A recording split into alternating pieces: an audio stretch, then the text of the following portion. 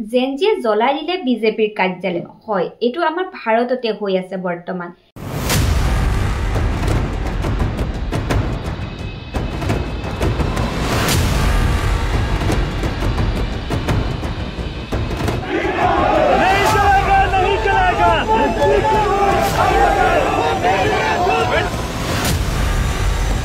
এই সমগ্ৰ ঘটনাটো লেহৰ পৰা উদ্ভৱ হৈছে য'ত ছাত্ৰ-ছাত্ৰীসকলে ৰাজপথলৈ ওলাই আহিছে আৰু তীব্ৰ প্ৰতিবাদ সাব্যস্ত কৰিছে কিহৰ ওপৰত প্ৰতিবাদ লেহত কিয় ইমান তীব্ৰ প্ৰতিবাদ চলি আছে এইটো বিষয়ে জানো আহক বৰ্তমান লেহত চলি থকা প্ৰতিবাদত প্ৰথম অৱস্থাত সম্পূৰ্ণৰূপে শান্তিপূৰ্ণ প্ৰতিবাদ আছিল বহুত দিন ধৰি ৰাইজে প্ৰতিবাদ সাব্যস্ত কৰি আহিছে লেহত তেওঁলোকৰ মূল দাবী হ'ল লেহে সম্পূৰ্ণ ৰাজ্য লাভ কৰা লাডাখে পূৰ্ণ ৰাজ্য লাভ কৰিব লাগে 2019 চনত 370 অনুচ্ছেদত বাতিল হোৱাৰ পিছৰে পৰা ইয়াৰ সম্পূৰ্ণ ৰাজ্যিক মৰ্যাদা বাতিল কৰা হয় তেতিয়াৰ পৰাই ই কেন্দ্ৰীয় শাসিত অঞ্চলত পৰিণত হয় বিগত 2-3 বছৰ লে আৰু লাডাখৰ জনসাধাৰণে ধাৰাবাহিকভাৱে প্ৰতিবাদ সাব্যস্ত কৰি আহিছে তাত সুনম ৱাংচুক তাত আটাইতকৈ বিশিষ্ট সমাজকৰ্মী আৰু নেতা হিচাপে গণ্য কৰা হয় যদি আপুনি সুনম ৱাংচুকক চিনি নাপায় তেন্তে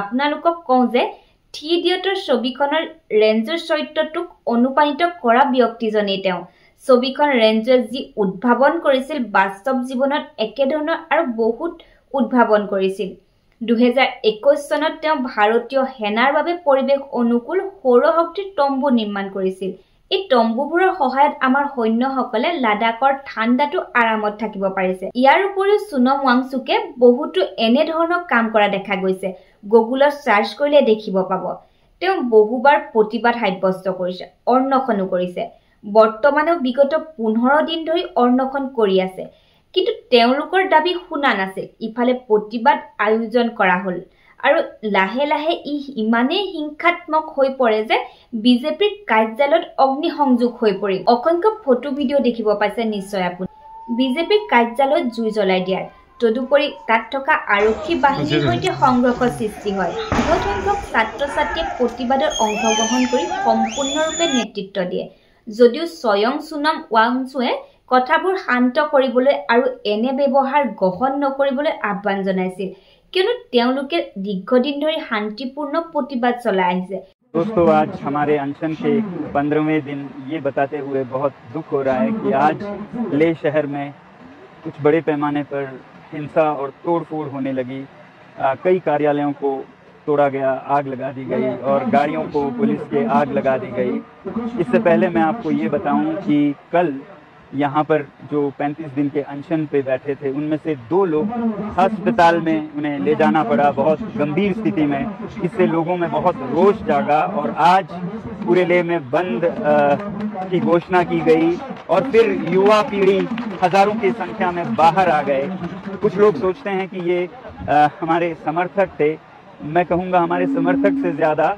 हालांकि समर्थक पूरा लद्दाख है इस मुद्दे पर लद्दाख के मगर ये युवा पीढ़ी का बड़ास था एक तरह का जेनजी रेवोल्यूशन जो कि उनको सड़कों पे लाया 5 सालों से वो बेरोजगार हैं एक के बाद एक बहाने करके उन्हें नौकरियों से बाहर रखा जा रहा है और फिर लद्दाख को संरक्षण नहीं दे रहे हैं मैं हमेशा बोलता आया हूँ कि ये नुस्खा है समाज में अनरेस्ट का सोशल अनरेस्ट का कि आप बिना काम काज के युवा को रखें और उनके जो लोकतांत्रिक अधिकार हैं उनको भी छीन लें ना आज यहाँ पर कोई लोकतंत्र का मंच नहीं है और 6वां शेड्यूल जिसकी घोषणा की थी वचन दिया था वो भी नहीं माना गया फिलहाल मैं इनमें नहीं जाना चाहूँगा मैं अपील करता हूँ लद्दाख के युवा पीढ़ी से कि वो जो भी हो इस रास्ते पर न चलें हिंसा के रास्ते पर ये मेरे 5 साल के कोशिशों को नाकाम कर देता है अगर हम इतने सालों से अनशन कर रहे हैं शांति से पदयात्रा कर रहे हैं और फिर अंत में अगर हिंसा कर बैठे तो ये हमारा रास्ता नहीं है इसलिए मैं फिर युवा पीढ़ी से हाथ जोड़कर विनती करता हूं कि हम शांति के ही रास्ते से सरकार को कहें और सरकार भी मैं चाहता हूं कि शांति के संदेश को सुने। जब वो शांति को अनसुनी कर दें, 1 बार अनशन, 2 बार अनशन, 5 बार तक अनशन करे, कोई ले से दिल्ली तक पैदल चले आए शांति से और उसका भी कोई अनसुना कर दे, तो फिर इस तरह के हालात आते हैं। इस समय मैं सरकार से कहूंगा कि वो संवेदनशील हो लद्दाख के बारे में और युवा पीढ़ी से कहूंगा कि वो शांति के रास्ते पे चले। मैं पूरे देश से ये बताना चाहता हूँ कि ये रास्ता मेरा दिखाया हुआ नहीं है, ये उनके बड़ास का एक परिणाम है, मगर ये बड़ास निकालने का समय नहीं है। शांति से, ठंडे दिमाग से सरकार के साथ वार्तालाप करने का समय है। आज बस इतना ही, अभी बस इतना ही। बहुत बहुत धन्यवाद। जय हिंद। किंतु छात्र छात्रीসকল শান্ত নহয় বুলি কোৱা হয়। দীৰ্ঘদিন ধৰি তেওঁলোকে এই কথা প্ৰত্যক্ষ কৰি আহিছে। এতিয়াই নহয়, বিগত 2-3-4 বছৰ তেওঁলোকে পূৰ্ণ ৰাজ্যৰ দাবী উত্থাপন কৰি আহিছে, কিন্তু তেওঁলোকৰ কথা কোনোৱে শুনা নাই, তেওঁলোকৰ কোনো গুৰুত্বই দিয়া হোৱা নাই। ইয়াৰ বাবেও প্ৰতিবাদ কমাণ্ডোৱে হিংসাত্মক ৰূপ লৈছে, যাৰ ফলত বিজেপিৰ কাৰ্যালয়ত জুই জ্বলাই দিয়া হৈছে। তেওঁলোকৰ দাবীবোৰ কি আছে জানোচোন আহক। প্ৰথমটো হ'ল লাডাখখন সম্পূৰ্ণ ৰাজ্যৰ অধিকাৰ প্ৰদান কৰা, দ্বিতীয়টো হ'ল 6 শিডিউল অধীনত সাংবিধানিক সুৰক্ষা, তৃতীয়টো হ'ল কাৰ্গিল আৰু লেহক লোকসভাৰ আসন হিচাপে নিৰ্ধাৰণ কৰা, চতুৰ্থটো হ'ল চৰকাৰী চাকৰিৰ বাবে স্থানীয় লোকক নিযুক্তি দিব লাগে। এতিয়া লেহৰ জনসাধাৰণে দীৰ্ঘদিন ধৰি অৱহেলাৰ সন্মুখীন হৈ আহিছে। কেন্দ্ৰীয় শাসিত অঞ্চল হোৱাৰ পিছৰে পৰা তেওঁলোকৰ ৰাজনৈতিক গুৰুত্ব সম্পূৰ্ণৰূপে কমি আহিছে। লেহত আছে মাত্ৰ এখন লোকসভা আসন, অৰ্থাৎ জিলাৰ কথা বিবেচনা কৰিলে কেৱল কাৰ্গিল আৰু লেহৰহে অন্তৰ্ভুক্ত। তাত 2খন জিলা আছে, কিন্তু লোকসভাৰ আসনখন বিবেচনা কৰিলে এখনহে আছে। ফলস্বৰূপে তেওঁলোকৰ প্ৰতিনিধিত্ব ইতিমধ্যে হেৰাই গৈছে। যেতিয়া তেওঁলোকৰ 2খন বিধানসভাৰ আসন আছিল, সেইটো নোহোৱা হ'ল এতিয়া। কেন্দ্ৰীয় শাসিত অঞ্চল হোৱাৰ পিছৰে পৰা তাত থকা লোকসকলে চৰকাৰৰ পৰা যি সুবিধা লাভ কৰিব লাগে সেয়া শূন্যলৈ হ্ৰাস পাইছে। তেওঁলোকৰ একেবাৰে কোনো প্ৰতিনিধিত্বই নাই। তদুপৰি তেওঁলোকৰ সম্পূৰ্ণ ৰাজ্যিক মৰ্যাদা বাতিলৰ বাবে অপৰিসীম অসুবিধাৰ সন্মুখীন হৈ আহিছে। এই কাৰণে দীৰ্ঘদিন ধৰি তাত থকা ৰাইজে প্ৰতিবাদ সাব্যস্ত কৰি আহিছে।